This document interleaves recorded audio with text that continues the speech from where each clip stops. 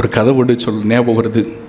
ஒரு மனிதனுக்கு காளான் சூப்பு குடிக்கணும்னு ஆசை. காளான் சூப் குடிக்கணும்னு ஆசை. அப்போ உடனே மொபைல் போன் எடுத்தாரு. காளான் சூப் தயாரிப்பது எப்படி அப்படின்னு சொல்லி நெட்ல போட்டார். கரெக்டா வந்தது. கடையில போய் காளானை வாங்குங்க, கழுவுங்க, கட் பண்ணுங்க. இப்போ குடிக்க போறாரு. அப்போ அவருக்கு மொபைல் போன் எடுத்து மறுபடியும் திருப்பி பார்த்துட்டு இருக்கிறார். அப்ப அந்த மொபைல்ல வந்து ஒரு வேர்டு, ஒரு வார்த்தை அதுல வருது. என்ன வருது தெரியுமா? வார்த்தை தெரியுமா? காளான் சூப்பு குடிக்கிறவரா நீங்கள் எச்சரிக்கை அப்படின்னு போட்டிருந்தது. நல்ல கமன் காளான் சூப் என்ன செஞ்சுட்டு இருக்குது? மணத்துக்கிட்டு இருக்குது, பிரியாணி மாதிரி. அப்போ எச்சரிக்கை அப்படின்னு சொல்லி போட்ட உடனே அதை படிக்க ஆரம்பிச்சார். என்னது போட்டிருக்கு அப்படின்னு படிப்போம் அப்படின்னு சொல்லி படிக்க ஆரம்பிச்சார். அதுல போட்டிருந்தது, காளான்ல ஒரு பயங்கரமான வியாதி பரவுது.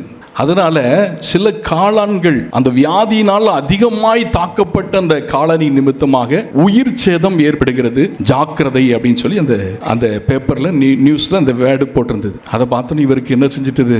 பயம் கொடுத்துட்டு.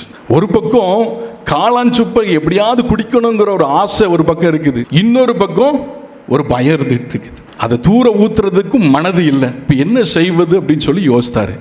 வீட்டில் ஒரு நாய்க்குட்டி ஒன்று செல்லமாக வளர்த்து வந்தார், நாய்க்குட்டி. அப்போ அவர் என்ன பண்ணாருன்னு பார்த்தீங்கன்னா, அந்த நாய்க்குட்டிக்கு ஊற்றி நம்ம என்ன செய்வோம்? டெஸ்ட் பண்ணுவோம். அது செத்துட்டுன்னா நம்ம தூரத்துக்கு போட்டுருவோம் காளான் சூப்பை. அது சாகலைன்னா எடுத்து நம்ம என்ன செய்வோம்? குடிப்போம் அப்படின்னு சொல்லி அவர் நினைச்சார். நல்ல யோசனை தானே? சொல்லுங்க, நல்ல யோசனையா? நல்ல யோசனை கிடையாது, நல்ல யோசனை தானே? சரி, கதையில ஒரு நல்ல யோசனை, சரியா? அப்போ அதே போல நாயை கூப்பிட்டாரு. நாய் ஓடி வந்தது. அதற்கு காளான் சூப்பை ஊத்துனாரு. அது குடிச்சுது.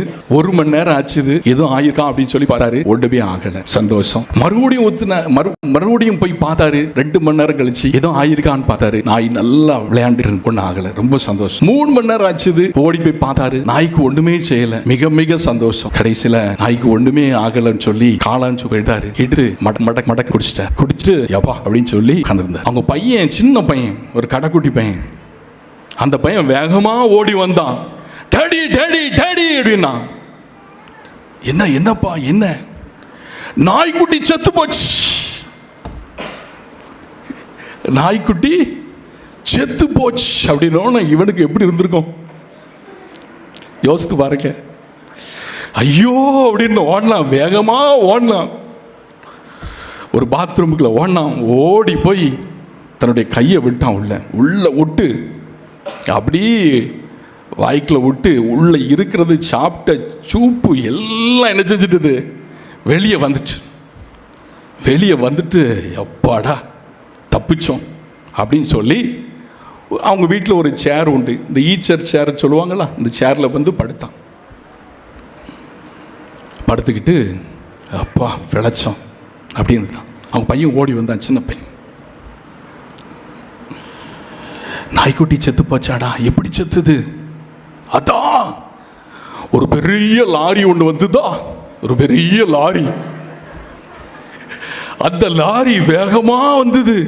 அப்புறம் உள்ள போய் விழுந்துட்டு நாய் ஒரே அடி, செத்து போச்சு அப்படின்னா உடனே அவனுக்கு, அடப்பாவி, இதைத்தான் நீ சொல்ல வந்தியா?